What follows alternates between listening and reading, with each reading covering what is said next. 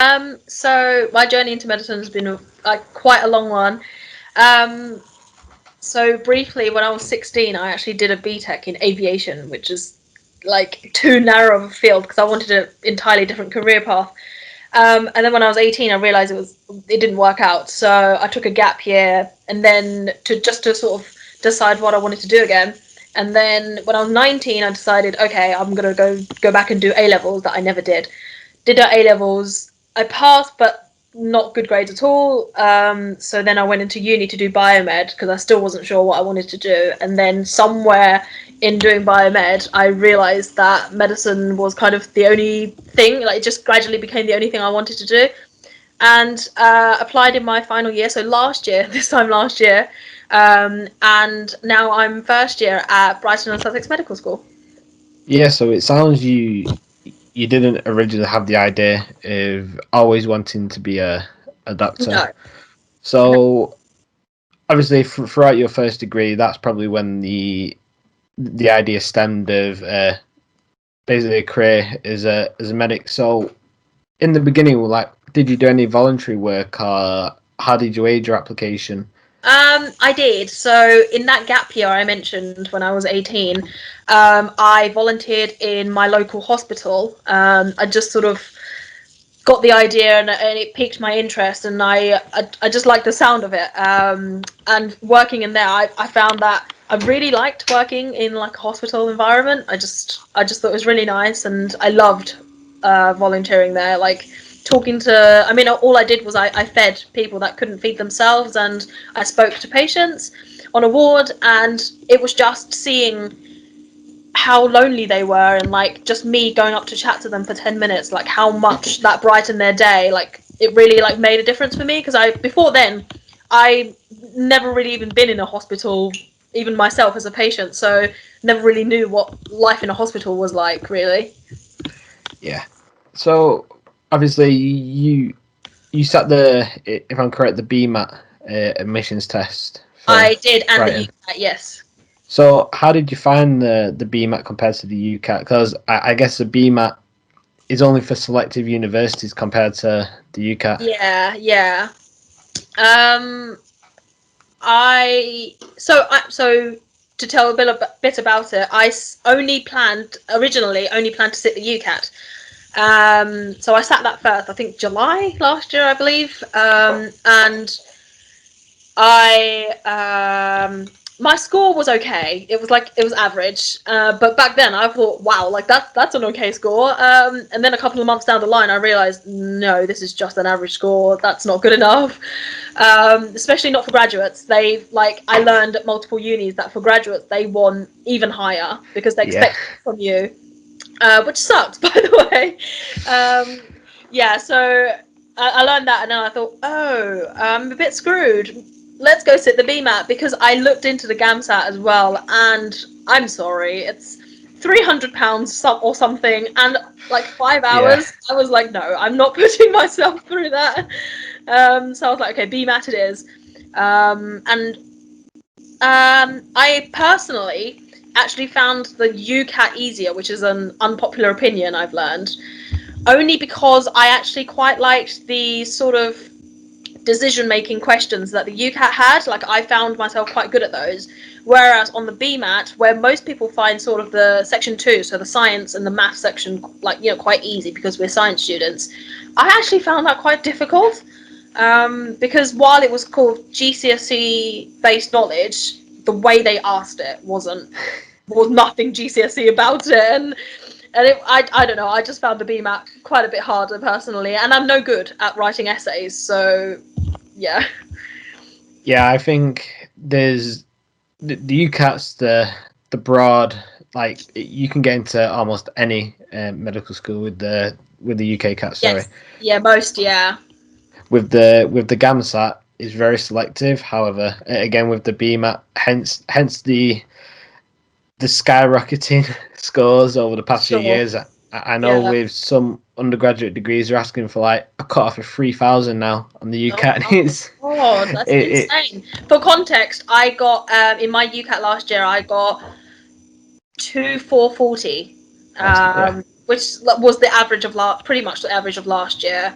And my BMAT, I'll have to go look it up. I can't remember now, but Yeah, so I mean, did you find any particular resources useful when revising for the UK CAT and the BMAT? I did. For the UCAT specifically, Medify was amazing. Yeah. I got both ISC books, the green ones with the like loads of questions on them. I got one for the UCAT and one for the BMAT, and I found them both quite nice actually because I started off with those because they give like a background into the test, and I liked that. And I worked off of those, and then for UCAT, Medify was incredible because UCAT is obviously a computer exam. For the BMAT, however, I used the Medify again, but I didn't find it as useful. Instead, so I just went on to printing off past papers on the BMAT website or the Cambridge Assessment website, and I just did as many of those as I could, really. Yeah, so in terms of your application, which universities did you apply for? I decided to split, so two UCAT, two BMATs. I applied to. I knew I had no chance with the London ones with my UCAT score, so I didn't even bother. So what did I do? I did for UCAT. I did Anglia Ruskin and Kent and Medway, I believe, because I wanted to chance it. They're quite new medical schools. They didn't really know where their UCAT cutoff was, so I thought I'd chance it. And then for BMAT, I applied to Oxford and Brighton. Yeah, so it does sound you were very strategic with Yeah, well, your definitely. application. I felt like it's almost like playing like a weird game to me. When I was applying, I knew one of my friends actually. She had an even lower UCAT score than me, but she applied to all the top ones, so like King's, UCL, and all that. And I was listening to her, and I was like, "Oh, girl, no." I No, it's not publicized that it's a game, but it feels like one. Because it's a gamble, really, with what you have and like whether they like the look of you on paper. Because most unis apparently they don't even read a lot of personal statements anymore. So that's I guess due to the massive bottleneck of obviously you have so many like 30 applicants to one place, they just yeah, slice the bottom and yeah, then they yeah, have a chance of getting to know you. But yeah, exactly. it's I understand where you're coming from. Is it's a game like you have to get for example Warwick, you have to get so many hours work Oh experience yeah, stuff Warwick. like that. Yeah. It's I mean, it's nice. To be fair, it's nice of them to outline it specifically as like this is what we're looking for because most medical schools don't do that. But yeah, they're strict. but again it's just trying to play the game, and I think the only way to do that is to be strategic about it. Definitely. So Yeah. in terms of like your application to medicine, obviously you got in the first time, so you must have done some things well. But is there anything you thought you did particularly well, or anything you thought you could have like improved on? So for the unis I applied to, I just mentioned, Brighton was the only one that gave me an interview. So I like it's weird because I feel like it was 50% luck, um, and maybe it was, but I did work very hard, and I feel like once they invite you to interview, you've got your foot in the door. They just want that last piece of you to be like, yes, we confirm we would like her. Because by the time they've decided they want you at interview, they like you quite a lot already. Yeah. Yeah, so it's just proving to them that yes, I deserve a place here. You should pick me. And then what basically when I was at Brighton, I remember my interview day. Because personally, my interview slot was at the end of the day, so I just had a lot of time to stress.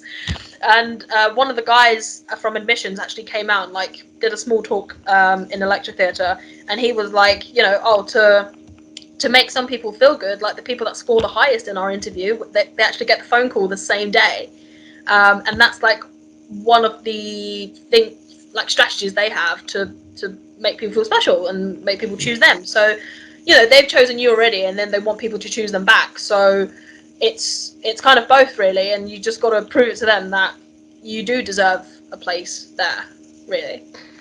Yeah, and I'd just like to say when you actually got your application and the video on your YouTube channel of you opening your Yeah, application, opening your letter to say that yeah. you got in, that was one of the most heartfelt things. I Oh, don't think many people have that experience documented, but I'm sure that's something you can look back on Yeah, all the time. quite embarrassing how many times I've watched that video.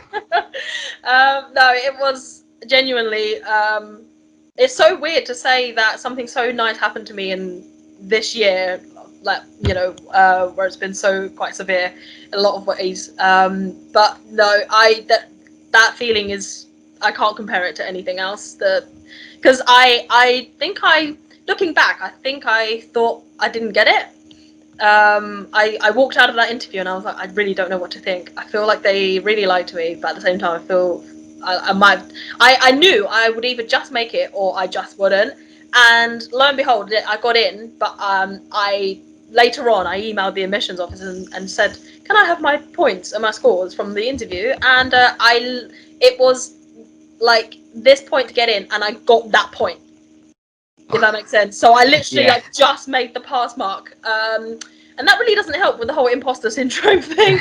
But it doesn't matter. Like, I'm here. It doesn't matter.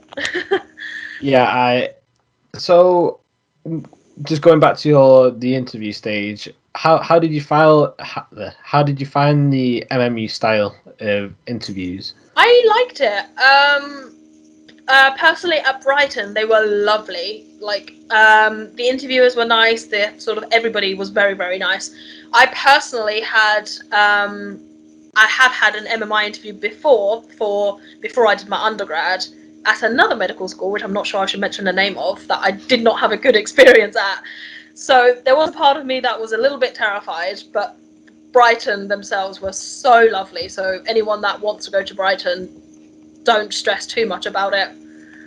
So how did you find preparing for your MMIs? Did you do any like mock interviews or did you use any resources? I did, yeah. So I did go on an MMI interview course. So the Medic Life on Instagram, I did go on his because his was actually one of the cheapest, I think.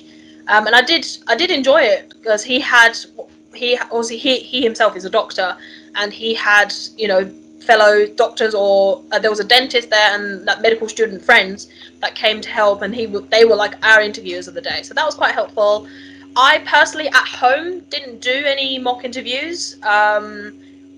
I don't know why, but I just didn't feel like it would be right for me, and I didn't know what kind of questions would be asked, and I just didn't want to like sort of, because my family don't know. My partner doesn't know what it's like for us.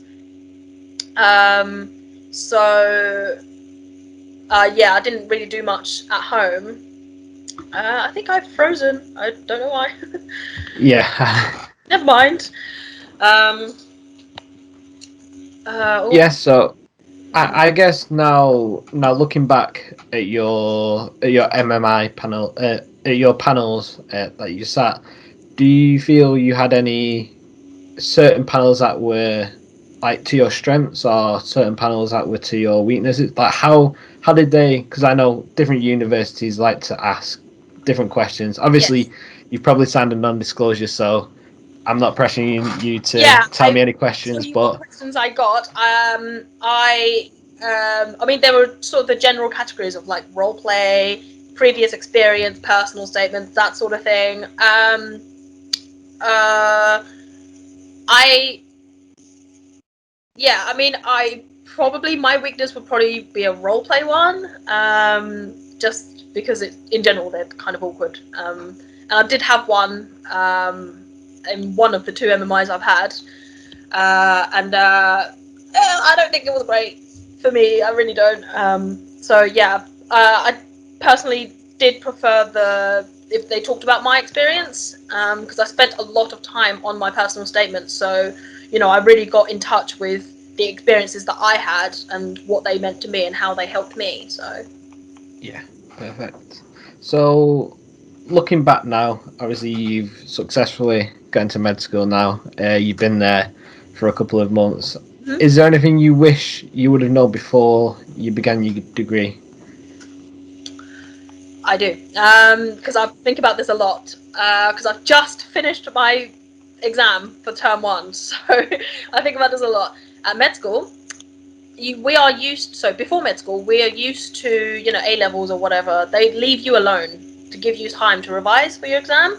So classes stop maybe 2 weeks before the exam, give you that solid revision period. At med school, you don't get that. You don't get that. You will have classes the day before your exam. There is no time. You find time. You make that 26-hour day. Like it's it's just a lot of, I feel like graduates may have a slight edge because we're used to pushing ourselves,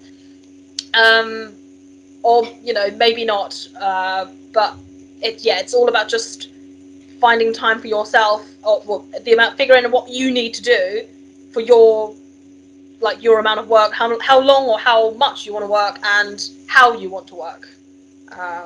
So and I think I've recently, someone else asked me this question as well, and it's we all get told that med school is a lot, there's lots to learn, obviously, and you don't really quite know just how much until you're in it, but it's worth it. This is what the only thing we want to do. So Yeah, so obviously, I guess you've only experienced how it's the COVID side of the experience, but how's it been? Obviously, throughout COVID. Good. Yeah, it's been good. I feel like Brighton's doing really, really well. They call what do they call it? I think combined learning. So a lot of my classes were online, but we did fortunately have some in person, and I'm really grateful for those. So at Brighton, we do have full body cadaver dissections, and luckily we still had those, and they were in person, full PPE, and we're all protected, and smaller class sizes, so we're all okay. And this term, I did have a couple of GP placements that were also in person, so that was really lovely as well. Just every few, sort of quite few, quite small teaching classes, and then big lectures would be either pre-recorded and put online, or live sessions but online again. Yeah, that's incredible that you still had a load of contact throughout this. So again, is there any particular myths or misconceptions that you've found that are like stigmatized, that you've found throughout your first 3 months at med school?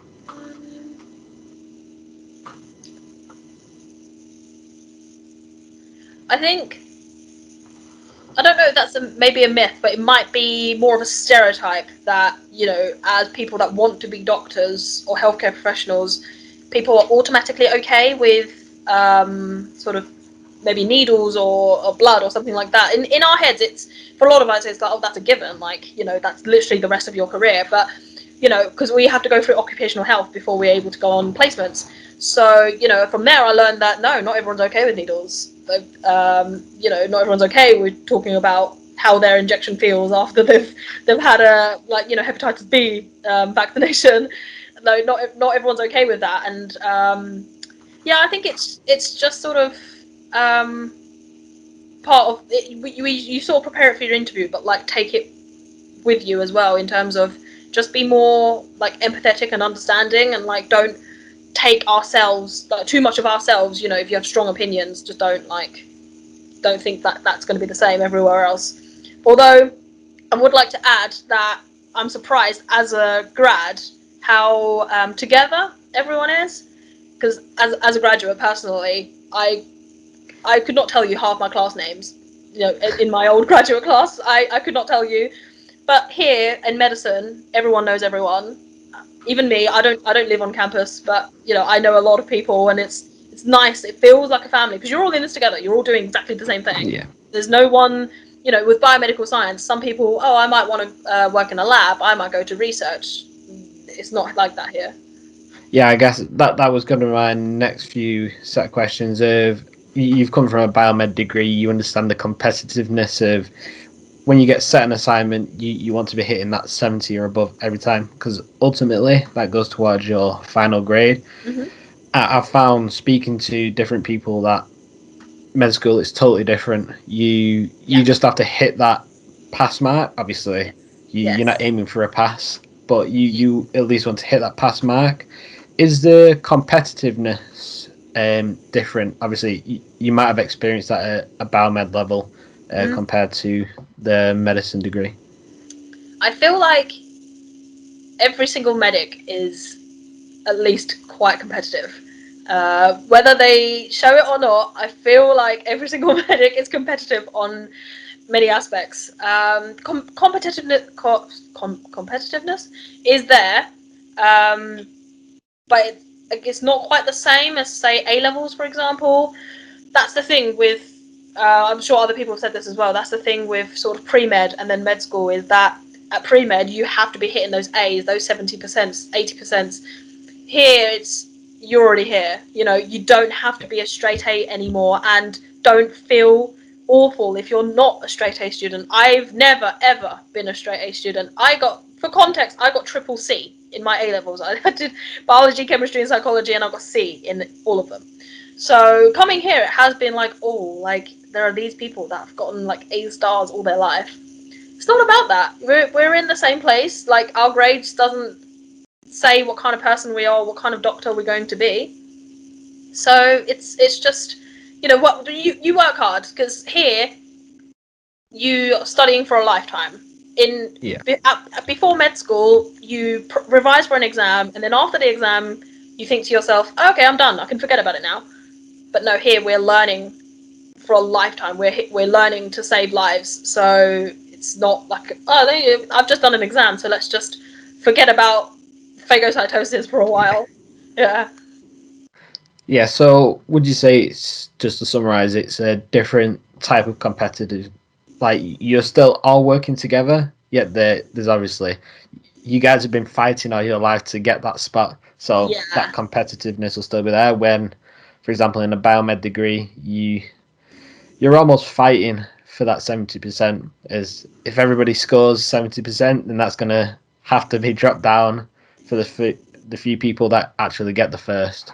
Yeah, exactly. Yeah, there is still competitiveness, but it's slightly different, and it's kind of all friendly, to be honest. It's more kind of like, oh, that person's doing really well. Oh, I better do better then. Oh. Yeah, so I mean, in such an intense course like medicine, like how do you keep motivated? Like, I guess it must be a very different environment from coming from biomed.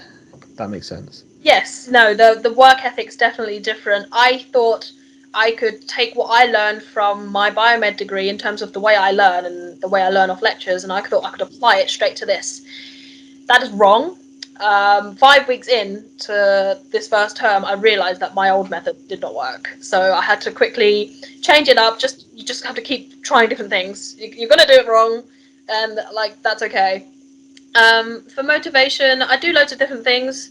I have one of my rooms in my house is like I've turned it into like a home office. So on the wall is like many sort of prints and art like to do with like being a doctor. Sometimes I put my stethoscope on the table and I stare at it. Sometimes if I'm in the mood, I put it on because that makes me feel good. I have a little badge that says medical student on it. I put that on. Just yeah, and just, it's different really. And it's also just sort of being able to like identify when you're nearing a point where maybe you should take a break. Like Yeah. it's not about being the top of the class, being the most hardcore revision person you can be. It's not about that anymore. It's we can't look after other people. We can't look after ourselves.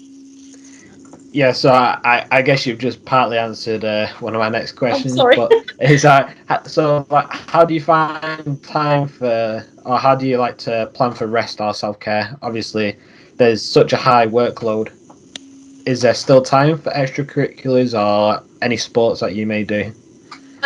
I personally didn't do any sports because, like I said, I don't live on campus, so I think I was just lazy, I suppose. There is time. I have time because I work a part-time job as well. There are a lot of evenings are free, and weekends are free as well. But there is obviously a high amount of workload to still fill that up. But yeah, no, there is time. It's all about just careful planning and stuff like that. And I'm not saying I'm not one of these people that make like a full day schedule and then like Yeah. 7 o'clock I eat breakfast, 8 o'clock I start revising. I'm not like that. It's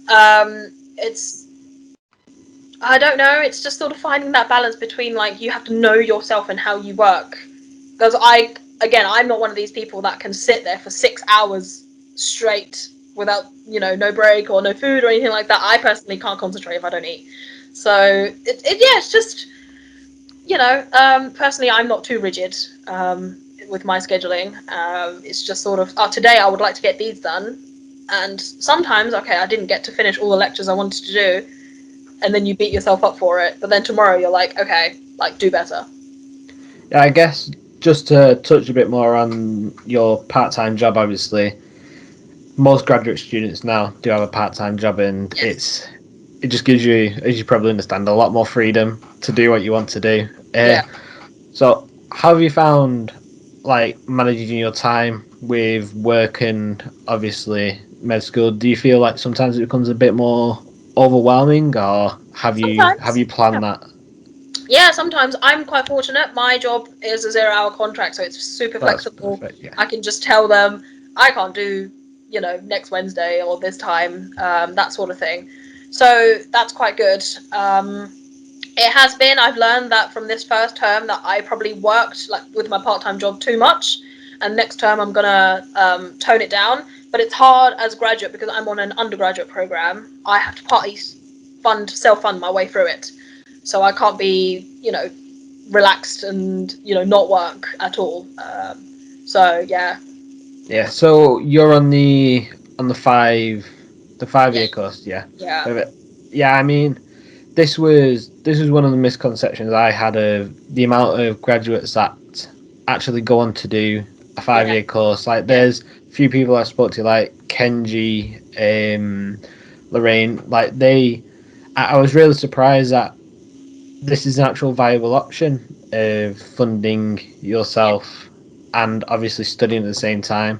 So Yeah, no, it's surprising actually. Brighton personally has a wonderful mix of A-level school leavers, gap year people, and graduates. There's a large amount of graduates at Brighton because Brighton doesn't have the graduate program. They only have the 5 year. So yeah, it's yeah. I mean, it's just most people what we all do is that we use our maintenance loan, which is the only thing we get to pay the tuition fee, and then work to live off, yeah, and that works for most people. But yeah, yeah. So I guess what does a week look like at Brighton? Obviously, you probably won't know pre-COVID, but yeah.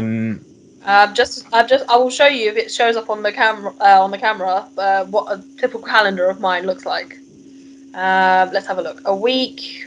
Let's go back to a couple of weeks ago when I had stuff. Okay, this is a good week. Okay, so if you can see that, so um, it's it lots of is a different colours. So that's my whole life. It's not just med school, so don't worry. all right. I have color codes. So like blue is work, green is uni sort of lectures and things like that, and then yellow is events like friends or family or anything like that. And as you can see, there is like there's a sort of almost equal amount of all of them. I still had Yeah. a good amount of yellow to do live my life, and still get to work and stuff like that. So typical week for me personally would be let's have a think.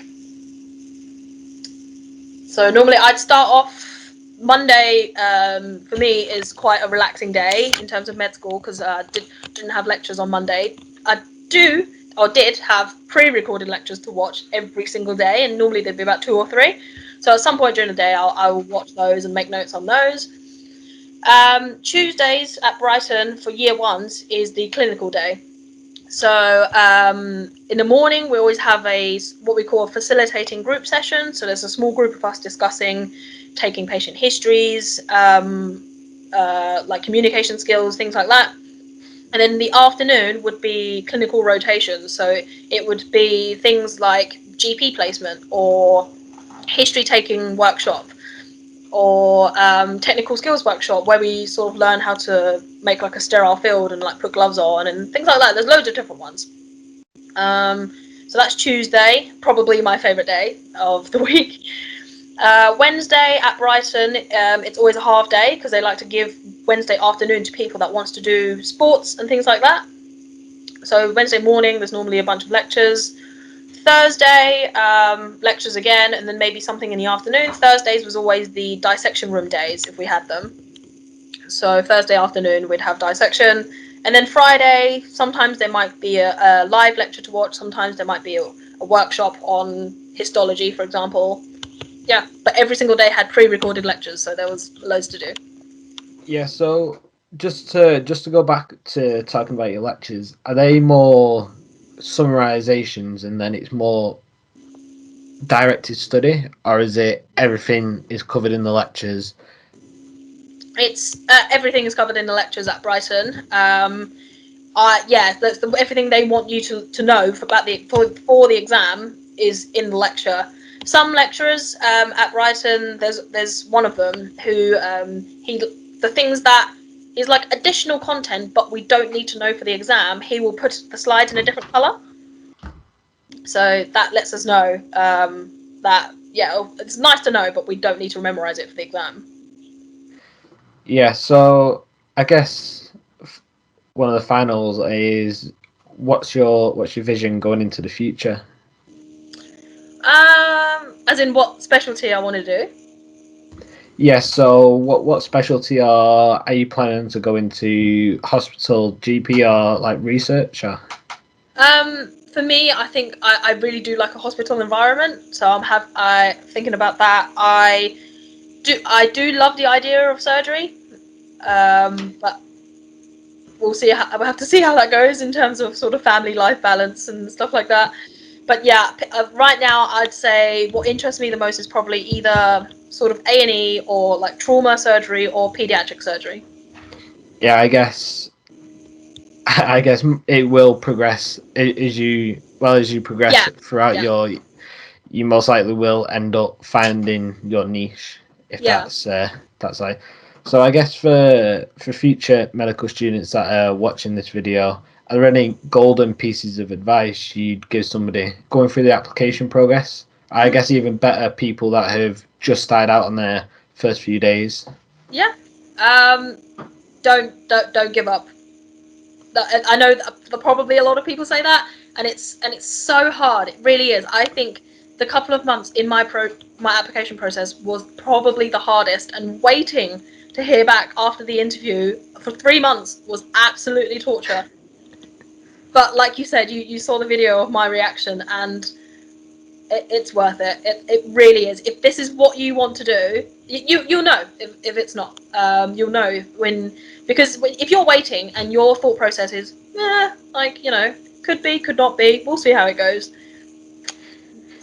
No, like, for me, I was like hanging on the edge of my seat every time I got an email from UCAS track, um, and yeah, just don't give up, because if you really want it, that moment where you get that offer is worth everything.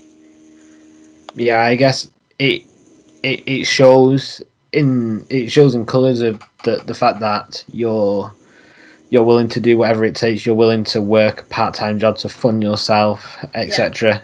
Especially with the graduate entry. That's why I think there's a stigma of graduate entry students make the best doctors. But No, no, no, no. I think a lot of A level. I've actually heard a lot of my friends who are school leavers say to me, "Oh, like, I've almost a little bit intimidated, or like, you know so much more than me." That is absolutely not true. Yes, we might know a little bit more, but one term in, and you all know the same things. My first term has literally been the summary of my past 3 years. so, did you feel like you had a sort of edge with the exams or Not with the really. revision? No, not really. I wouldn't say with the exam. I'd say maybe one of my topics, personally, because my dissertation that I did just a couple of months ago was in immunology. When we learned immunology, in this term, I was like, oh, okay, I know a bit more about antibodies and things like that. But I don't feel like I have a massive edge over everyone else. So, I guess it's been described as it's more broad than depth. Would you say Yes. that's true Yeah.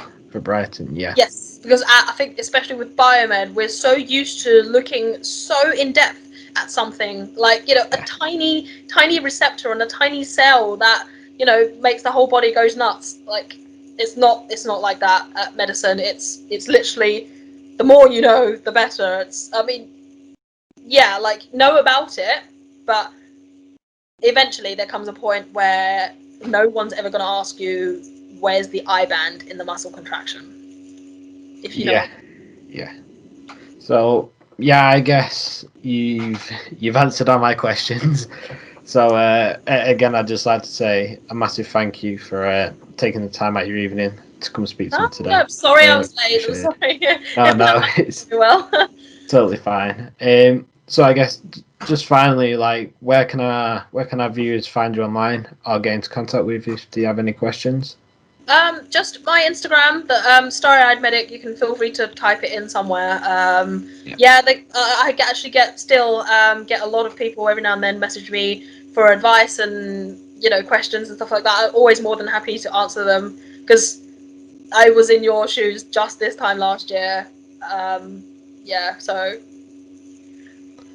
Yeah, perfect. I'd also just like to plug your YouTube because the BMAT and well, especially the BMAT advice that you give on there is really high quality. oh, thank you So so much. I I'd like don't to have a plug lot that. of time now to do YouTube videos. Yeah, that's I enjoyed them immensely, and I think, you know, if I find the time, if I work out my work, like, you know, sort of process correctly, I think I will get back into it because I did love it. But it's just find me on Instagram for now, and hopefully I'll be able to make more yeah. sort of videos in the future. Yep, no worries. I mean, thank you again, and No, hopefully, good luck with yours. hopefully, the next time we meet, it's in person. Yeah, sure. No, that'd be great. All right, take care. All right, Take care, take care. Sophia. Bye. Bye bye.